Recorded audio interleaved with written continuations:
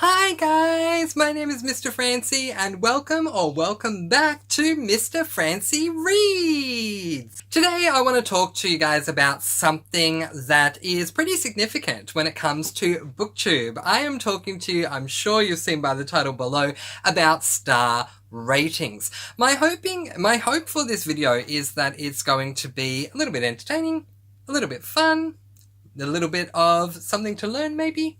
So let's get right on into this. It's going to be a discussion type video where I'm going to talk about what ratings are, how certain readers may go about doing their ratings, and also a couple of factoids that may have you considering how you go about doing ratings in the future. Little disclaimer before I begin, it is not my intention to come on here and tell you guys how to go about rating books or what to do. This is just some information and some advice. If you take it on, fantastic. If you don't worry, I'm not offended. I'm just putting the information out there so that it's there. So here is the discussion on star ratings.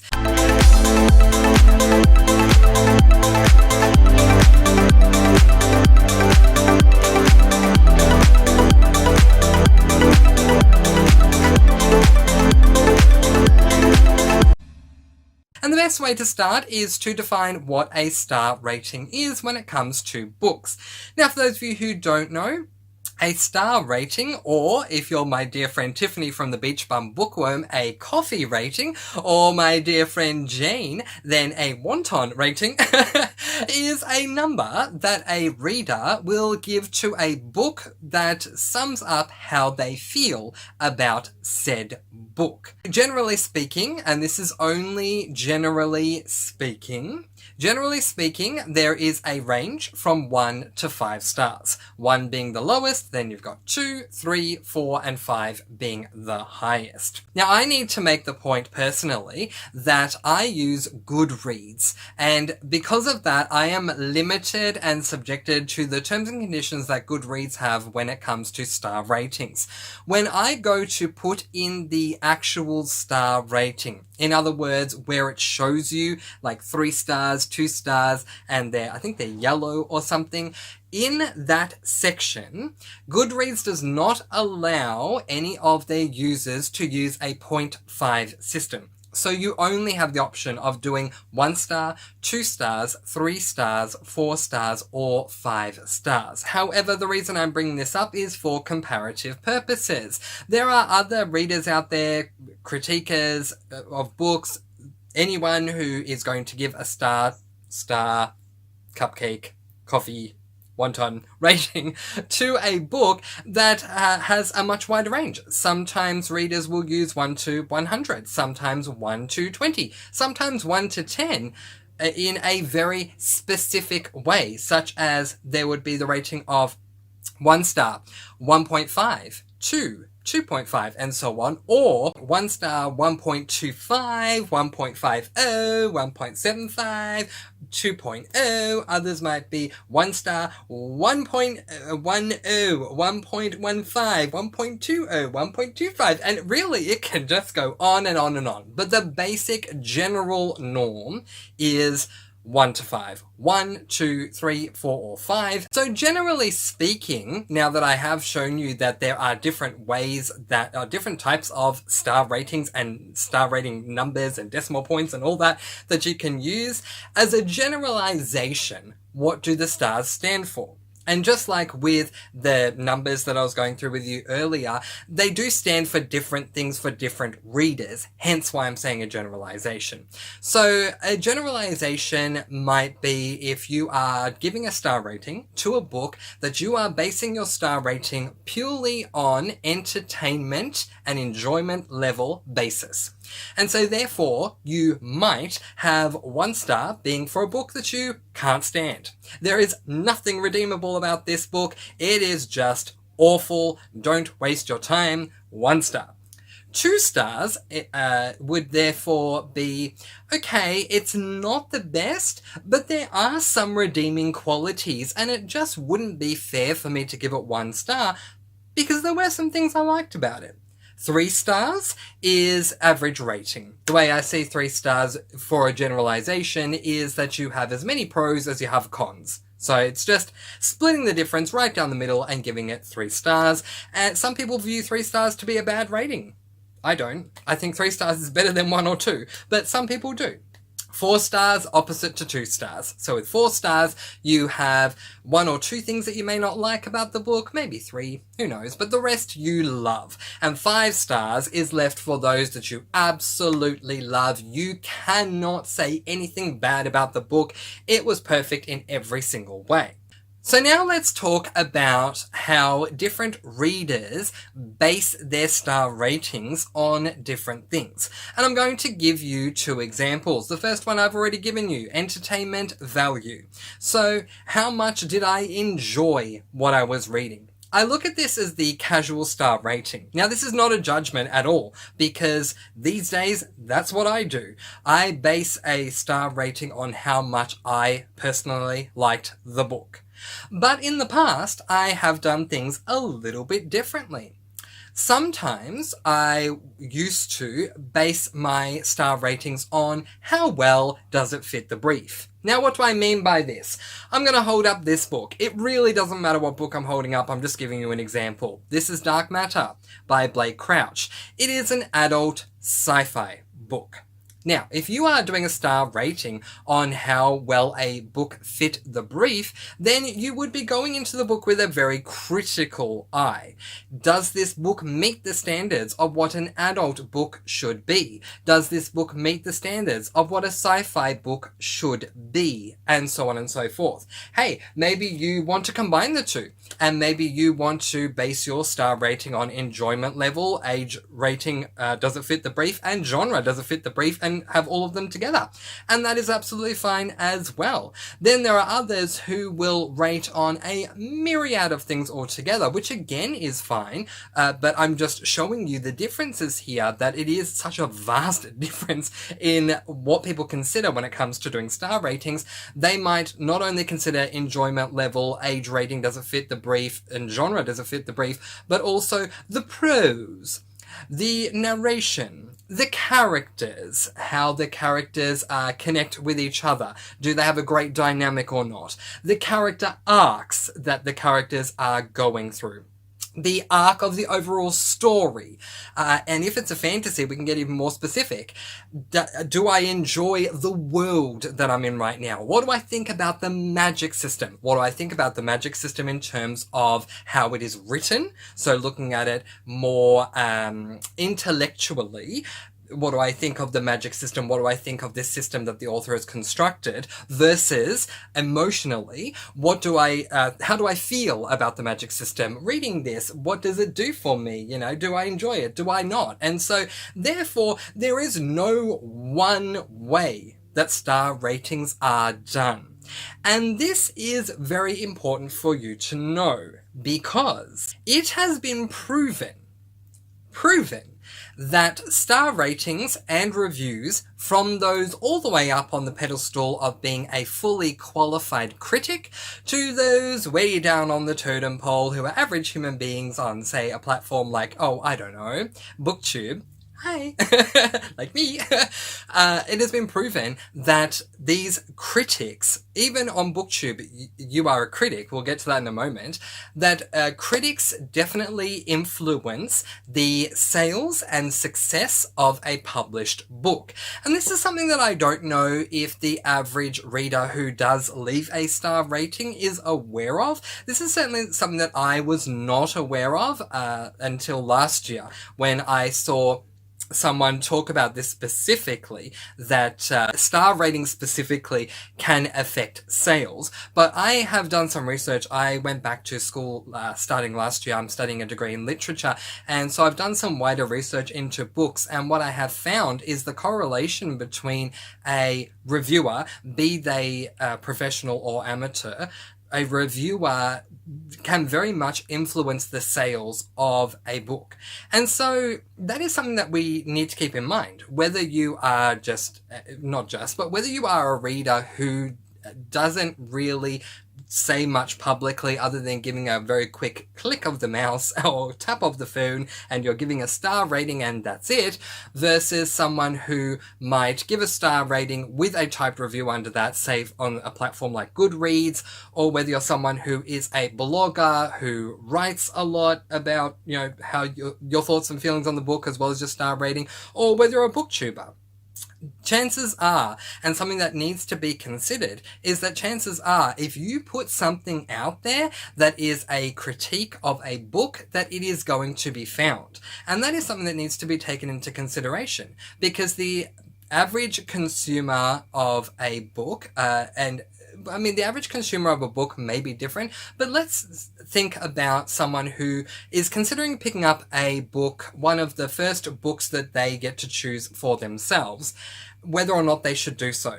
And they come across a website like Goodreads, and they go through the ratings only to find that the majority of the ratings are 1 star. You can see how that would affect them, how they'll go, oh, well, clearly a lot of people are disappointed about this book, so I don't think I'm going to order it.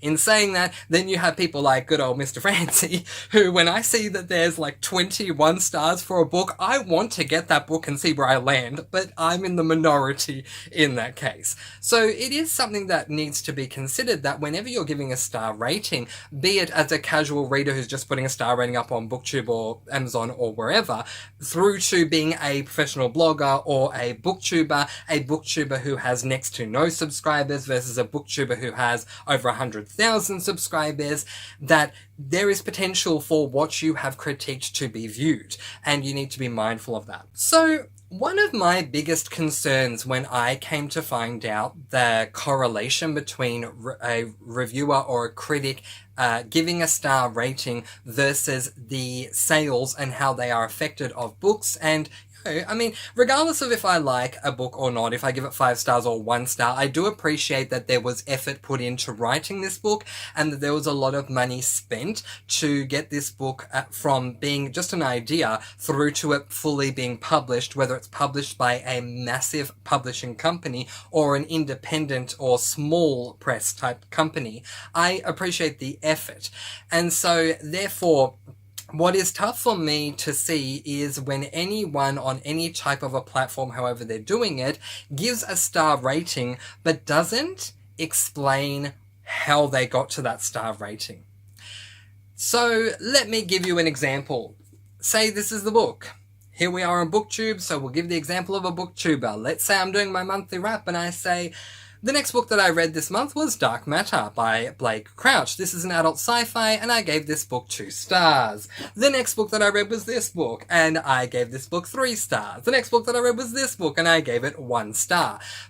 Obviously, your mind is going to make snap decisions and thoughts as to why I might have given the book that rating, and it may or may not affect you, depending upon how well-versed you are in reading, BookTube, whatever it is, as to whether or not you're going to consume this book. However, what if I said to you, the next book that I read was this book, Dark Matter by Blake Crouch. This is an adult sci-fi, and I gave this book 2 stars. Let me tell you why. The book opens up rather boring. Our protagonist that we're following is rather monotone, not a lot's really happening to him, and really it takes until halfway through the book before anything actually exciting or action-packed occurs. Can you see the difference? I'm explaining why I'm giving that star rating, because not only, it's kind of a 2-for situation, a 2-for-1. I am backing up why I'm giving that star rating, but at the same time, I am allowing whoever is watching my review to understand why I gave the book that rating, because that will more specifically help them to determine whether or not they want to purchase this book. So if I say I gave this book 2 stars, and let me tell you why, it started off as really slow and I don't like slow-paced books, then I might have a viewer watching my review saying, Well, I understand that, Mr. Francy, but I love slow-paced books, so that might be the book for me, and I can't help but give Jessica from Lady Lovestead Reads a shout-out, because we are opposites when it comes to certain books, and so I think she's the perfect target audience for that, what I was just discussing. But yeah, it does. It makes a big difference between me just telling you a star rating that I'm giving a book and elaborating on it. I'm not even looking at as justifying it, because you don't need to justify why you're giving a book a star rating for your own purposes. You know why you're giving it, and that's fine. But what you need to consider is the impact of the rating that you've given, and giving that rating without the substance of explaining, of elaborating why you gave it that rating, can kind of lead to some unforeseen consequences where someone who is viewing the critiquing that you're doing is taking it the wrong way, and they have, as I was bringing up with you guys earlier, they have that snap decision of, oh, you gave it 1 star, and that must mean it's terrible, when maybe it wasn't terrible. Okay, 1 star is maybe not a good idea. Oh, you gave it 2 stars, which means that it's really not a good book, but maybe it is a good book. Maybe it is a good book for them. And so we really do need to consider that. We need to consider elaborating, explaining why we gave the star rating we gave, so that we can be more open and honest about specifically what it is that we are critiquing when it comes to the book, because that then helps whoever it is that's watching, or that's viewing, however it is on whatever platform, your critique or your review or whatever it is, to determine if it actually is going to be the right book or not for them, and just giving a star rating is not going to do that. So here's a question I want to ask everyone who rates books. We have the prop here. Do you rate part of the book, or do you rate the entire work? The reason I'm asking this, and it's a very important and very valid question, is I do find that some readers will say, I read this book. It was an incredibly slow start. It was really tough to get through. But I tell you what, the ending was so fantastic that I'm giving this book 5 stars. And I'm just wondering, like, I don't feel like there's a right or a wrong way to do it, but at the end of the day, I do think that if you are rating a book based on the last thing that you read, based 100% on the last thing that you read in the book, make that point. Please, please, please make that point. Because if you just say, you know, I gave this book 5 stars, and you don't explain that, then what comes across to the person that's viewing your review when they're considering purchasing the book is, oh, it's a 5-star book. And the majority of the time, I feel viewers will, because I'm thinking, you know, how would different people react? And I feel like the majority of the time that if you just say 5 stars and nothing else, that they're going to think you're giving this book 5 stars cover to cover, and not 5 stars because even though I had to slog all the way through to the final quarter, that final quarter was amazing. So I just wanted to make that point. There is one exception to that rule, and I will absolutely give a pass to this one exception. If you are reading a thriller, and you are basing your star rating on what happened at the end, that is absolutely fair, because the purpose of a thriller is the reveal at the end. And for me, I like to have thrillers that will entertain me all the way through from start to end, but the main point of a thriller is the reveal at the end. And so you may love the book, and then you get the reveal, and the reveal is so disappointing that you downgrade your rating. That is absolutely understandable. But with any other type of a book, just my opinion, I think that we should rate the entire work of the book. So elaboration is going to make a big difference, but also, are you giving your star rating based on the entire work that you read, or are you giving it because of one portion of what you read? Now, Of course, there is such a thing as downgrading, and if you are downgrading your rating owing to a portion that you read, that is absolutely fine. So you read a book and 3/4 of the way through, it's wonderful, you're giving it 5 stars, but suddenly left turn, and this left turn, if you're basing your rating purely on entertainment level alone, enjoyment level alone, this left turn did not work for you at all, so you bump down your rating from 5 to a 4 or a 3 or whatever it is, depending on how severe it is, you may bump it all the way down to a 1. That's fine. Bumping down is fine, but explain it. I hope that this was an entertaining and also informative video for you when it comes to star ratings. I hope you can now walk away from this video knowing what star ratings are if you didn't already, but also knowing the impact that a star rating does have. Again, please note that I am not sitting here trying to convey to anyone, you must give every single book you read 5 stars, otherwise it's not fair on the author.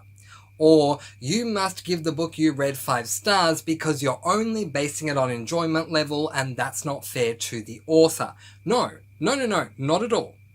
You can give a book any rating that you want, and that is absolutely fine and absolutely fair because it is your own opinion, it is your own perspective, and that is the job that you are doing. You are critiquing this book.